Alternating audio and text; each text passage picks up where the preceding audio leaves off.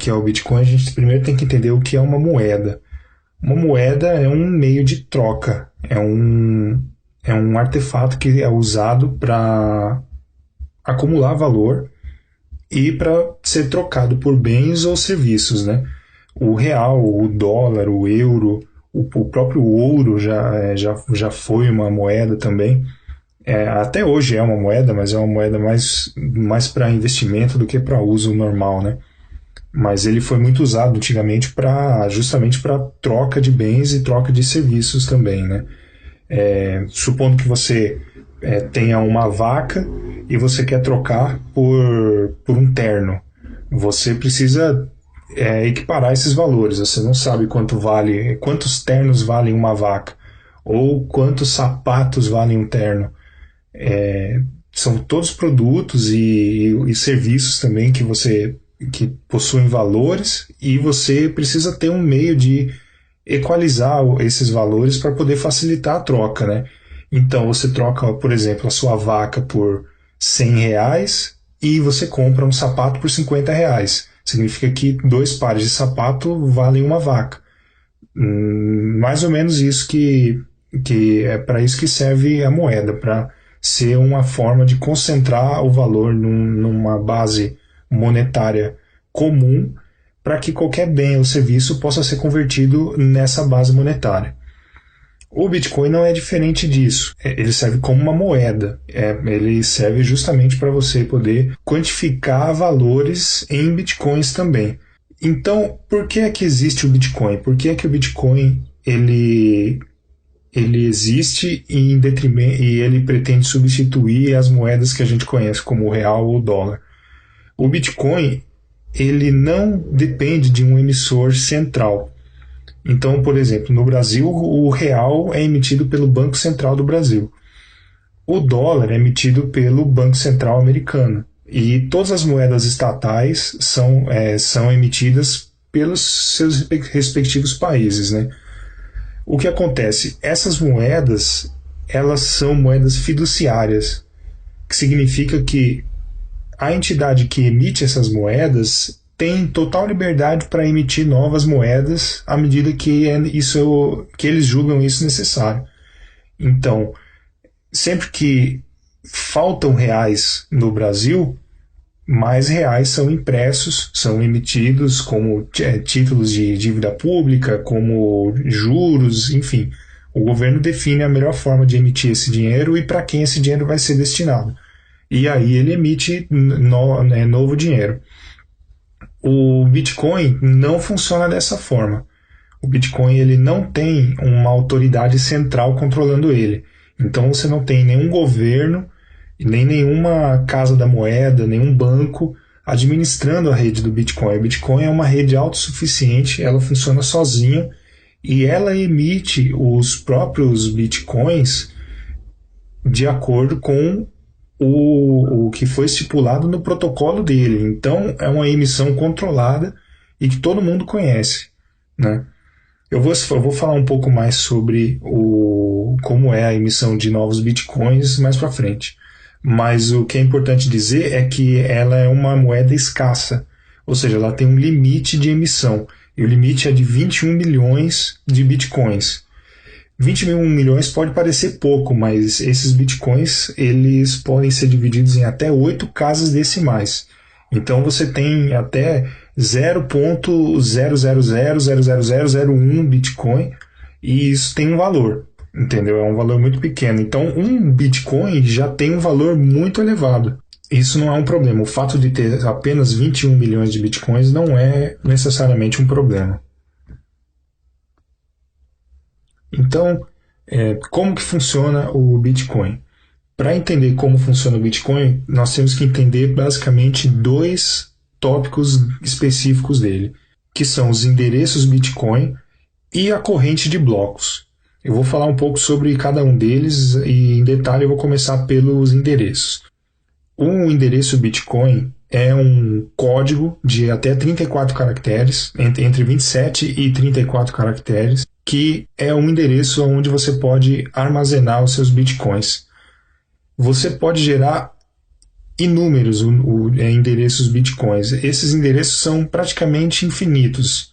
Eles têm um limite, mas é um limite altíssimo, que se fosse colocar hoje, cada habitante da Terra poderia ter quintilhões de endereços. Assim, é um número muito grande, impronunciável. Cada endereço Bitcoin é uma chave pública de criptografia. E cada um tem a sua respectiva chave privada. Esse par de chave pública e chave privada é a base das transações com Bitcoin. A chave pública, obviamente, ela é pública, então não tem problema você informar essa chave para outras pessoas. Na verdade, você tem que informar essa chave para outras pessoas porque é através dela que elas vão transferir dinheiro para você. Já a chave privada, ela tem que ser mantida, como o próprio nome diz, de forma privada. Ela é o segredo da chave pública. Com a chave privada, você consegue gastar os bitcoins que existem naquele endereço. Então, essa é a parte secreta que você tem que manter. É como se fosse a senha daquela chave, daquele endereço. Então, você precisa manter sempre a chave pública de uma forma secreta para poder garantir a segurança do seu dinheiro, né? Um artifício que é muito usado nas transações do Bitcoin são os QR Codes, que são esses desenhos de código parece um código de barras, só que com vários quadradinhos. Esse QR Code nada mais é do que a representação desse código, dessa chave pública, de uma forma gráfica. Essa forma é muito fácil para câmeras e para leitores de tela conseguir ler isso e identificar isso como um código. Então, na verdade, sempre que você vê um código desse aqui, você pode ter certeza que ele representa ou um QR Code ou um endereço de internet. É só uma forma de facilitar a leitura desses endereços por aparelhos, por leitores de código de barra ou por celulares, câmeras de celular, enfim. A corrente de blocos é a segunda base do Bitcoin. O que é a corrente de blocos? É um banco de dados distribuído. Simples assim. A corrente de blocos é um banco de dados que é aumentado a cada 10 minutos. Esse é o tempo que o protocolo do Bitcoin define como o tempo ideal de criação de cada bloco. E a corrente de blocos, ela é formada por blocos de transação. Então, cada bloco da corrente de blocos possui internamente as transações que foram realizadas naquele momento. E a cada 10 minutos um bloco novo é gerado. Isso significa que as transações são incluídas na corrente de blocos a cada 10 minutos. Sempre que você transfere dinheiro de uma pessoa A para uma pessoa B, isso é uma transação. Você está movimentando o dinheiro. E essa transação ela vai ficar armazenada num bloco da corrente de blocos. Qual que é o segredo da corrente de blocos? Cada bloco possui a informação de qual era o bloco anterior a ela. Então, para você poder reprocessar um bloco antigo, você teria que reprocessar todos os blocos que aconteceram depois desse bloco que você quer reprocessar. Isso, computacionalmente, é impossível de fazer, porque para você poder gerar cada bloco, a quantidade de processamento que um computador tem que fazer é muito grande. Então, para você reverter uma transação antiga, ou para você estornar essa transação antiga, é praticamente impossível. Isso na verdade, é possível. Eu vou descrever mais para frente um ataque que é chamado do ataque dos 51%, mas para isso o atacante teria que ter mais de metade da capacidade de processamento de toda a rede no mundo inteiro. Então é praticamente impossível disso acontecer. O que acontece com a corrente de blocos é que cada bloco é gerado de uma forma que o bloco atual precisa ter a informação de qual é o bloco anterior a ele.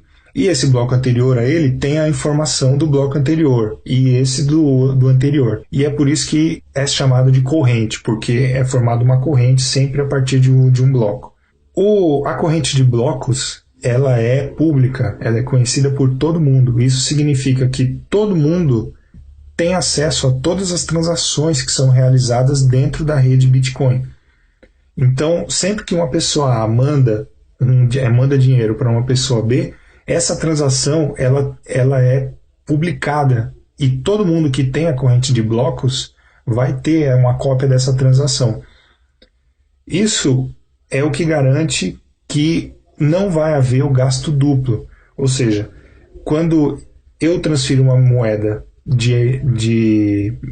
da minha carteira para a carteira de um amigo meu e eu tento transferir essa mesma moeda num futuro para outra pessoa, essa segunda transação não vai funcionar, porque essa outra pessoa vai saber que essa moeda já foi gasta anteriormente.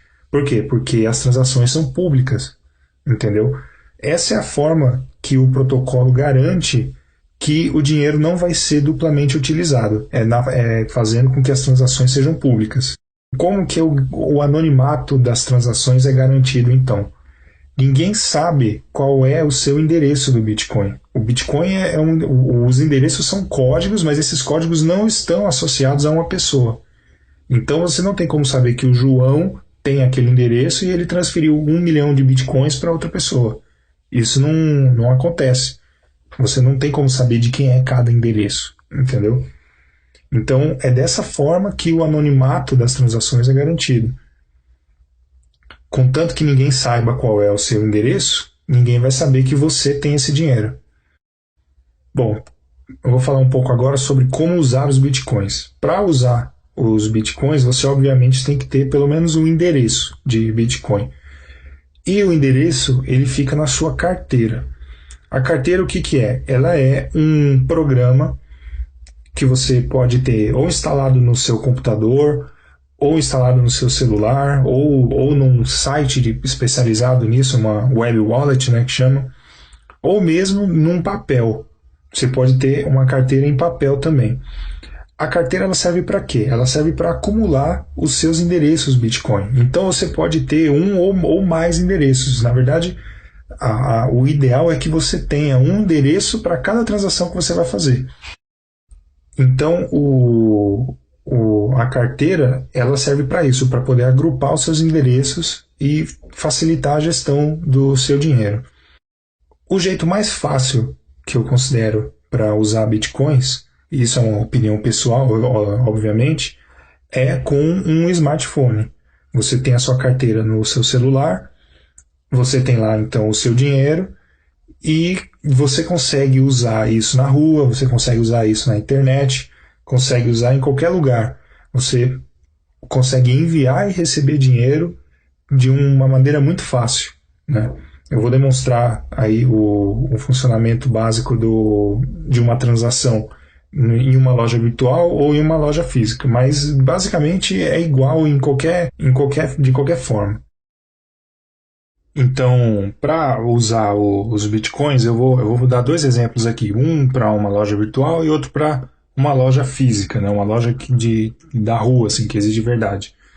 Em uma loja virtual, o funcionamento é bem simples. Você escolhe os produtos que você quer comprar. Na hora de você fechar a sua compra e fazer o pagamento, você escolhe a forma de pagamento Bitcoin e a loja vai gerar um endereço e vai te dar o valor que você tem que transferir para esse endereço. Basta então que você pegue esse endereço, coloque lá na sua carteira, pode ser no seu smartphone ou pode ser no computador. Você faz a transferência do valor que está sendo solicitado por um endereço e em questão de segundos a loja já vai receber a primeira notificação de que o pagamento foi realizado e vai prosseguir com o seu pedido normalmente. Se você estiver fazendo um pedido de alguma coisa que seja mais cara ou que exija algum tipo de confirmação, a loja pode esperar que essa transação seja confirmada em alguns blocos antes de liberar o pedido para você. Isso acontece a cada 10 minutos. Cada 10 minutos é gerado um bloco com todas as transações que aconteceram naquele período e a sua transação vai ser uma das transações que vai estar contida no próximo bloco. Isso garante que a transação não vai ser estornada, não vai ser revertida. A partir de 2 ou 3 confirmações já é suficiente para a transação ser praticamente impossível de ser revertida. Se você tiver. Tem até um ditado aí: se você estiver vendendo uma casa usando bitcoins, você espera 6 confirmações, ele que vai levar 1 hora, e tá tudo certo. Você tem certeza que esse dinheiro não vai ser estornado nunca mais. Em lojas físicas, a situação, a compra de Bitcoin, a venda de produtos e serviços também é simples, entendeu? Um estabelecimento, por exemplo, um restaurante que quer passar a aceitar Bitcoins também, pode ter um smartphone ou no próprio computador, no sistema de gestão, ele pode fazer a cobrança em Bitcoins também. Para isso é só ele, na hora de fazer o fechamento do pedido e mostrar o valor, mostrar junto um QR Code. Isso pode vir até impresso no papel, numa comanda de papel. E aí você, com o seu smartphone, você escaneia o QR Code, faz o pagamento e em questão de segundos o restaurante vai receber a notificação do primeiro pagamento. Como as transações desse tipo de estabelecimento geralmente são de baixo valor, você paga um almoço, paga um produto que seja mais barato e tal, você pode trabalhar sem ter as confirmações em tempo real. Você vai receber a primeira confirmação a partir de 10 minutos, mas a chance de que você tenha um gasto duplo com uma transação originada a partir de um celular é muito pequena. Então, você pode ficar tranquilo com relação a isso, se você for o dono do estabelecimento, né? A compra é bem tranquila também.